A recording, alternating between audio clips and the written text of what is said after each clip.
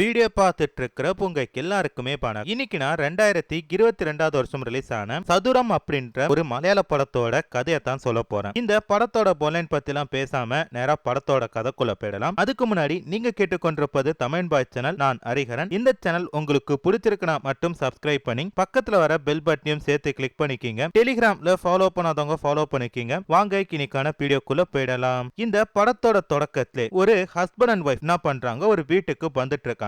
அதுல அந்த ஹஸ்பண்டுக்கு வந்து பார்த்தனா வயசு ரொம்ப அதிகமாகவும் அந்த மனைவி வந்து பார்த்தனா கொஞ்சம் இளமையாவும் இருக்காங்க. இவங்க தான் நம்ம படத்தோட ஹீரோ அண்ட் ஹீரோயின். ஹீரோ என்ன பண்றாருன்னா ஹீரோயின் கிட்ட கண்ணு கட்டின இருக்கிற பல இடங்களை காட்டி இந்த இடம் எல்லாமே வந்து பார்த்தனா நமக்கு தான் சொந்தம், இதே மாதிரி ஏகப்பட்ட ப்ராப்பர்ட்டி நமக்கு ஊர் முழுக்க இருக்கு அப்படின்ற மாதிரி பேசிட்டு தன்னோட வீட்டு கிட்ட வராரு. வீட்டு வாசல வேலைக்காரமா இவங்களுக்காக வெயிட் பண்ணிட்டு இருக்க அப்போ வந்து பார்த்தனா வீட்டோட காமன் ஸ்டோரி இடிஞ்சிருக்கத பார்த்துட்டு கோவப்பட்டு அந்த வேலைக்காரமாவை திட்டுறாரு. போன வாட்டி வரும்போதே உன்கிட்ட சொல்லிட்டு தானே போனேன், எதுக்கு இந்த காமன் வாலை இன்னுமே அப்படியே வச்சிருக்க, என்ன பண்ணுவேன்னு எனக்கு தெரியாது, உடனே அதை சரி பண்ண அப்படின்ற மாதிரி சத்தம் போட்டுட்டு உள்ள போக ஹீரன் என்ன பண்றாங்க, அவங்க திங்ஸ் எல்லாம் எடுக்கிறாங்க. அப்ப அந்த வேலைக்காரம்மா என்ன சொல்றாங்கன்னா, அந்த பொருள் எல்லாம் நீங்க எடுக்க வேணாம், அதை அப்படியே வச்சுட்டு வாங்க, அதை எடுக்கிறதுக்கு தனியா இந்த வீட்டுல வேலையாட்கள் இருக்காங்க அப்படின்ற மாதிரி சொல்ல சரின்ட்டு ஹீரனும் அமைதியா வீட்டுக்குள்ள வர பார்த்தா வீட்டு நடுகால செஸ் போர்டு வச்சிருக்காங்க. ஆமா இது யாரு விளையாடுவா அப்படின்னு சொல்லி கேட்டா ஐயா தாமா ஊருக்கு வரும்போது விளையாடுவாரு அப்படின்ற மாதிரி சொல்ல இப்ப அப்படியே கட் பண்ணா அந்த வயசானவர் என்ன பண்றானா கொஞ்சம் சரக்கு போட்டு போன்ல யாருக்கிட்டயோ கோமா பேசிட்டு இருக்காரு. அதான்ப்பா போன வாட்டியும் வந்துட்டு சொல்லிட்டு போனால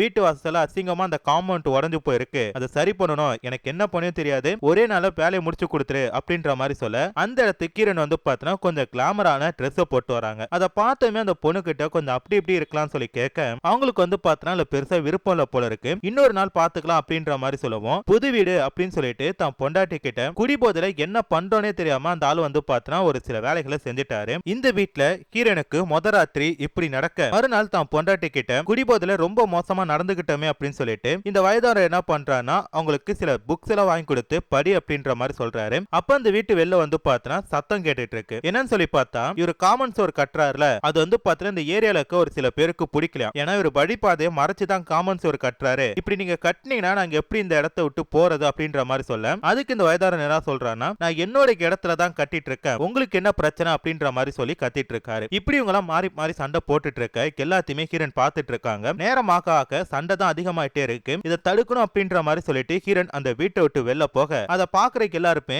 எது இந்த கிழவனுக்கு கியூல அழகான ஒரு பொண்டாட்டியா அப்படின்ட்டு ஒரு மாதிரி பார்க்க ஆரம்பிக்கிறாங்க. இதை பார்த்து அந்த வயசானவர் என்னடா இவனுங்களாம் இப்படி பாக்குறானுங்கன்னு சொல்லிட்டு தான் பொண்டாட்டியும் முதல்ல வீட்டுக்குள்ள கூட்டு போறாரு.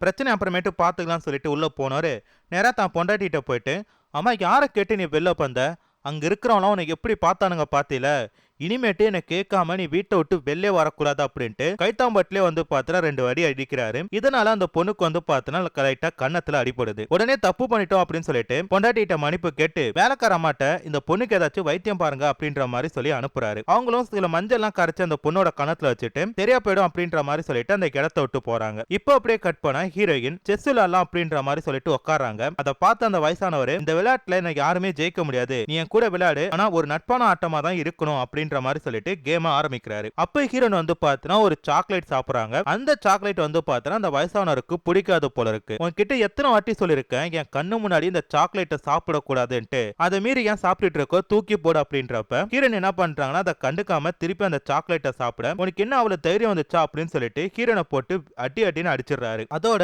இந்த ஆட்டத்துல அந்த பெரியவர் தோக்குற மாதிரி போக ஹீரோன் ஜெயிக்கிற நிலைமை வரும்போது டக்குன்னு என்ன பண்றான்னா தான் பொண்டாட்டியை போட்டு அடிச்சிடறான். இப்படிதான் ஹீரோன் இந்த வயதானவங்க கிட்ட கொடுமையான பார்க்க வாழ்ந்துட்டு இருக்காங்க போல இருக்கு. அப்படி ஒரு நாள் ஹீரன் வீட்டுக்கு ஒரு வக்கீல் வராரு. அப்ப ஹீரன் தான் வீட்டுல இருக்க செடிக்கெல்லாம் தண்ணி ஊத்திட்டு இருக்க இந்த வீட்டு ஓனர் இருக்காரா அப்படின்னு சொல்லி கேட்கவும் இருக்காரு வாங்க அப்படின்ட்டு ஹீரன் என்ன பண்றாங்கன்னா முன்னாடி நடந்து போறாங்க. அப்ப அந்த வக்கீல் என்ன பண்றாங்கன்னா ஹீரன் பின்னாடியே போயிட்டு இருக்கான். இவங்க போக போக அவன் பின்னாடியே வந்துட்டு இருக்க யோ வக்கீலே என்ன பார்க்க வந்துட்டு என்ன அவ பின்னாடி போயிட்டு இருக்கா அப்படின்ட்டு இந்த பெரியவர் கூப்பிட மன்னிச்சிருங்க ஐயா பழக்க தோசத்துல போயிட்டா அப்படின்ற மாதிரி சொல்றான். சரி எதுக்கு இங்க வந்தா அப்படின்னு சொல்லி கேட்டா ரொம்ப நாளா நீங்க ஒரு லேண்ட் வாங்கணும்னு சொல்லிட்டு முயற்சி பண்ணீங்களே அந்த லேண்ட் வந்து பார்த்தா விற்பனைக்கு வந்துருச்சான், அதை நம்ம வாங்கிட்டோம் அப்படின்ற மாதிரி சொல்ல இவருக்கு வந்து பார்த்தா அப்படி ஒரு சந்தோஷம் வந்துட்டு ரொம்ப நல்ல விஷயம் சொல்லிருக்கா அப்படின்ற மாதிரி சொல்ல அப்ப அந்த வக்கீல் என்ன சொல்றானா யாரையா உங்க பொண்டாட்டி அது பார்க்க சூப்பரா இருக்காங்க அப்படின்றப்ப தேவையில்லாம பேசாத உடனே இந்த இடத்த விட்டு போ அப்படின்ற மாதிரி சொல்லிட்டு அவனை அனுப்பி வைக்க அப்ப அந்த வயதானவர் என்ன பண்றாரு இதை போய் நேரா தான் பொண்டாட்டிட்ட சொல்ல அவங்களுக்கு வந்து பார்த்தா அந்த இடத்த போய் பார்க்கணும்னு தோணுது. சரிட்டு இவங்க 2 பேரும் என்ன பண்றாங்கன்னா கார்ல அங்க போயிட்டு சுத்தி இருக்கிற இடம் எல்லாமே நமக்கு தான் சொந்தம், நம்ம 2 பேர் மட்டும் தான் இங்க இருக்க போறோம் அப்படின்ற மாதிரி சொல்லிட்டு தான் பொண்டாட்டிட்ட வா கொஞ்சம் அப்படி இப்படி இருக்கலாம்னு சொல்லி கூப்பிடுறாங்க. கூப்பிடுறாரு. ஆனா அவங்களுக்கு இதுலயும் வந்து பாத்தீங்கன்னா இன்ட்ரெஸ்ட் இல்ல போல இருக்கு, வேணாம் அப்படின்ற மாதிரி சொல்ல இவர் வலுக்கட்டாயமா என்ன பண்றாரு, அந்த பொண்ணை கட்டி பிடிக்க அந்த நேரம் பார்த்து கால் தவறி கீழே விழுந்து மண்டையில அடிபட்டு இப்போ அப்படியே கட் பண்ணா ஒரு 2-3 மாசம் கழிச்சு ஹாஸ்பிட்டல்ல இருந்து வந்து பாத்தீங்கன்னா அந்த ஆளை வீட்டுக்கு கூட்டு வராங்க. ஹீரன் முகத்துல ஒரு சந்தோஷமோ இல்ல சோகமோ இல்ல ஒரு பயமோ எதுவுமே கிடையாது. ஆனா உனக்கு ஆகணும்டா அப்படின்ற மாதிரி ஒரு முகத்தை வச்சுட்டே சுத்திட்டு இருக்காங்க.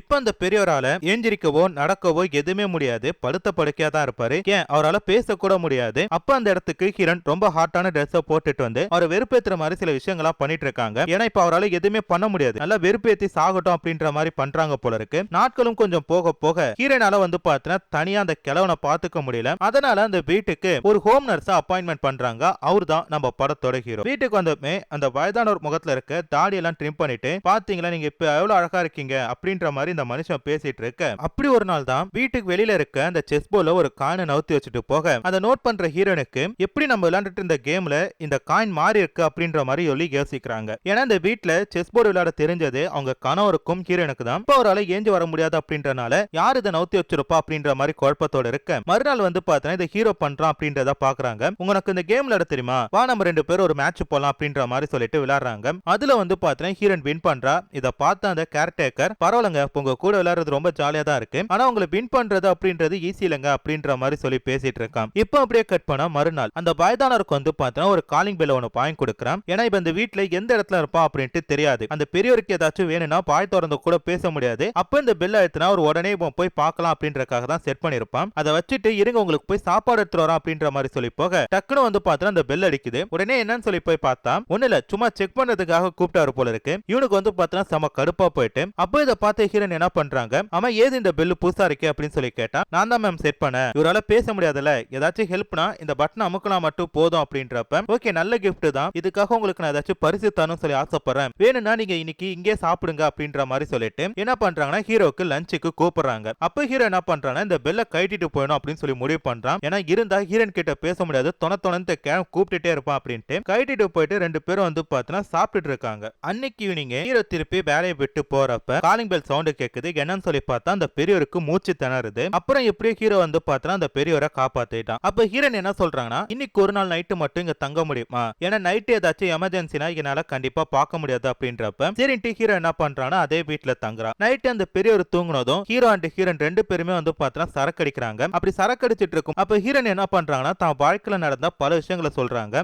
இப்படி ஒரு கொடுமையான வாழ்க்கையில தான் நான் வாழ்ந்துட்டு இருக்கேன் அப்படின்ற மாதிரி சொல்ல, உங்களுக்கு பண்ண துரோகத்துக்கு தான் அந்த கிழவன் இப்ப படுத்த படுக்கையா இருக்கா அப்படின்ட்டு ஹீரோப்பும் பேசிட்டு இருக்கான். அப்ப வந்து பார்த்தா ஹீரோட மைண்ட்ல எப்படியாச்சும் ஹீரோனை கரெக்ட் பண்ணணும் அப்படின்ட்டு தோணிட்டு இருக்க போல இருக்கு. அதே தான் ஹீரோனுக்கு தோணிட்டு இருக்க போல இருக்கு. கொஞ்ச நேரத்திலே வந்து பார்த்தா 2 பேரும் தன்னோட எல்லையை மீறிட்டாங்க. இது ஒரு நாள் நடக்கல, டெய்லி வந்து பார்த்தா ஹீரோ காலை வந்ததும் அந்த பெரியவருக்கு தூக்க மாத்திரை கொடுத்துட்டு ஹீரோன் கூட வந்து பார்த்தா கொஞ்சம் அப்படி இப்படி இருக்க ஆரம்பிக்கிறான். இப்படியே நாட்கள் போயிட்டு இருக்கும் போதுதான் ஒரு நாள் ஹீரோட போனுக்கு வந்து பார்த்தா ஒரு நம்பர்ல இருந்து கால் வருது. அதுல ஹீரோ கொஞ்சம் சீரியஸா பேசிட்டு இருக்கான். என்னன்னு சொல்லி கேட்டா அவனுக்கு கொஞ்சம் பணம் தேவைப்படுதான். உடனே ஹீரோன் என்ன பண்றாங்கன்னா தன் கணவரோட கைரகை எடுத்து ஹீரோக்கு வந்து பார்த்தீங்கன்னா செக் கொடுக்குறாங்க. அதுல எந்த அமௌண்ட் வேணுமோ ஃபில் பண்ணிக்க அப்படின்ற மாதிரி சொல்ல, அதுக்கு வந்து பார்த்தீங்கன்னா ஹீரோ நான் திருப்பி கொஞ்ச நாள் கொடுத்துறேன் அப்படின்றான். நமக்குள்ள எதுக்கு இந்த பணத்தெல்லாம் திருப்பி கொடுத்துட்டு அப்படின்ட்டு ஹீரோன் பேசுறான். ஏன்னா ஹீரோன் வந்து இவனை முழு கணவனாவே நினைக்க ஆரம்பிச்சுட்டா போல இருக்கு. இவங்க 2 பேரும் ஒன்னா பெட் ஷேர் பண்ணிட்டு இருக்குது அந்த வீட்டுல வேலை பார்க்கிற வேலைக்கார அம்மாவுக்கு தெரியும். பட் அவங்க கண்டுகாத மாதிரி இருந்துட்டு இருக்காங்க போல இருக்கு. அப்படி ஒரு நாள் ஹீரோ அண்ட் ஹீரோன் 2 பேருமே பெட்ரூம்ல இருக்கிறப்ப ஹீரோன் என்ன சொல்றாங்கன்னா, இந்த பெரியவருக்கு ஏகப்பட்ட சொத்து இருக்கு, அந்த சொத்து எல்லாத்தையும் நம்ம எடுத்துட்டு அவரை போட்டு தள்ளிட்டு நம்ம 2 பேரும் நிம்மதியா வாழலாம் அப்படின்ற மாதிரி சொல்ல, ஹீரோக்கு வந்து பார்த்தோம்னா தூக்கி வாரி போட்டுட்டு, ஏன்னா ஃபர்ஸ்ட் நார்மலா பழக ஆரம்பிச்சு அப்புறம் கொஞ்சம் கொஞ்சம் அப்படி இருந்துட்டு இப்ப இந்த பொண்ணு என்னன்னா கொலைப்பலி எல்லாம் பண்றா அப்படின்ற மாதிரி சொல்லி யோசிக்கிறாரு. இதனால ஒரு மண்டக்குள்ள வந்து பார்த்தோன்னா எப்படியாச்சும் இங்க இருந்து தப்பிக்கணும் தான் தோணுது. இருந்தாலும் என்ன பண்றாருன்னா தெரியாதனமா அந்த வயதானவரை தனக்காளி வச்சு கொலை பண்ண பாக்குறாரு. பட் மனசாட்சி ஒத்துக்காம நான் தப்பு பண்ணிட்ட மன்னிச்சிருங்க அப்படின்ட்டு அவர்கிட்ட மன்னிப்பு கேட்டு போக,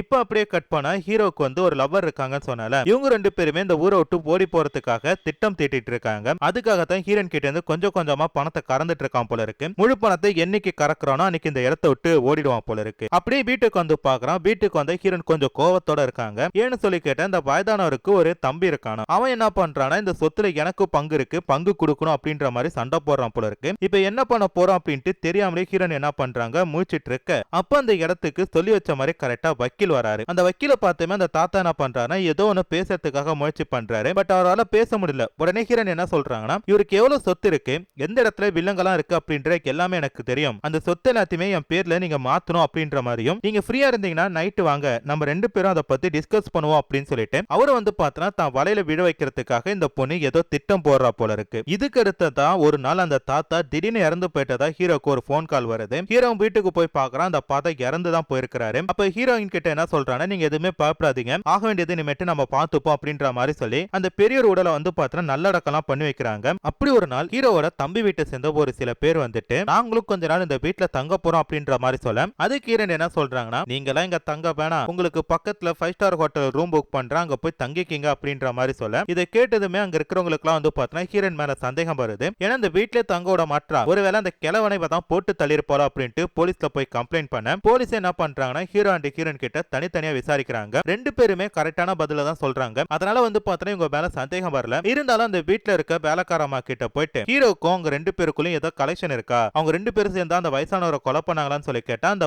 அம்மா வந்து பார்த்தா எனக்கு எதுவுமே தெரியாது அப்படின்றாங்க. இப்படி ஊருக்குள்ள இவங்க ரெண்டு பேரும் பார்த்து கொஞ்சம் அரசல் புரசலா பேச இதை கேள்விப்பட்டு ஹீரோவோட கேர்ள் ஃபிரெண்ட் என்ன பண்றாங்கன்னா பிரேக்கப் பண்ணிட்டு போயிட்டாங்க. உடனே ஹீரோ என்ன பண்றாரு, கையில இருக்க கொஞ்சம் பணத்தை எடுத்துட்டு போய் ஹீரோயின் கிட்ட கொடுத்து மீதி பணத்தையும் கூடிய சீக்கிரம் கொடுத்துறேன், இனிமேட்டு நம்ம ரெண்டு பேரும் பழக வேண்டாம் அப்படின்ற மாதிரி சொல்லிட்டு போக ஹீரோயின் என்ன பண்றாங்கன்னா பொண்ணு அவங்க விட மாட்டாங்க, ஏன்னா என் கணவர் இறந்த கடுத்தது உனக்கு எனக்கும் கனெக்ஷன் இருக்குன்னு சொல்லி பேச ஆரம்பிச்சுட்டாங்க, நீ இப்ப விட்டுட்டு போனீங்கன்னா கன்ஃபார்மே பண்ணிடுவாங்க அப்படின்ற மாதிரி சொல்றாங்க. இப்ப வந்து பார்த்தனா அந்த வீட்டுக்கு அந்த வக்கீல் வராரு. வந்ததுமே ஹீரோயின் கிட்ட என்ன சொல்றாருன்னா, உன் கணவர் வந்து பார்த்தனா இயற்கையான முறையில இறந்து போல நீ தான் கொலை பண்ணிருக்க அப்படின்ட்டு எனக்கு தோணுது, அதை மட்டும் நான் கன்ஃபார்ம் பண்ணிட்டேன், இந்த சொத்துலாம் உனக்கு கிடைக்காது, அதனால நான் என்ன சொன்னாலும் நீ கேட்கணும் அப்படின்ற மாதிரி சொல்ல அதுக்கு ஹீரோயின் என்ன சொல்றாங்கன்னா, நீ எங்க வேணாலும் போயிட்டு என்ன வேணா பண்ணிக்க, ஆனா என் கணவர் இயற்கையான முறையில இறந்தாருன்னு சொல்லிட்டு தான் டாக்குமெண்ட் வரும், உன்னால என்ன பண்ண முடியுமோ பாத்துக்கடா அப்படின்ற மாதிரி சொல்லிட்டு அவங்க போறாங்க. நேரா வீட்டுக்கு போனா வீட்டுல ஹீரோக்கான அவன் தப்பிச்சு போயிட்டான் போல இருக்கு. இதனால வந்து பார்த்தா ஹீரோனுக்கு செம்ம கோபம் வருது. உடனே என்ன பண்றாங்கன்னா ஹீரோட மொபைலுக்கு ஒரு வீடியோவை சென்ட் பண்றாங்க. அதுல என்ன இருக்குன்னா, அந்த வயதானவரை ஒரு நாள் தனகாலி வச்சு கொலை பண்ண பார்த்திருப்பான்ல, அது சிசிடிவி ஃபுட்டேஜா எடுத்து வச்சிருப்பாங்க போல இருக்கு. அதை ஹீரோக்கு அனுப்பிட்டு, மகனே நீ இப்ப மட்டும் இந்த இடத்துக்கு வரல,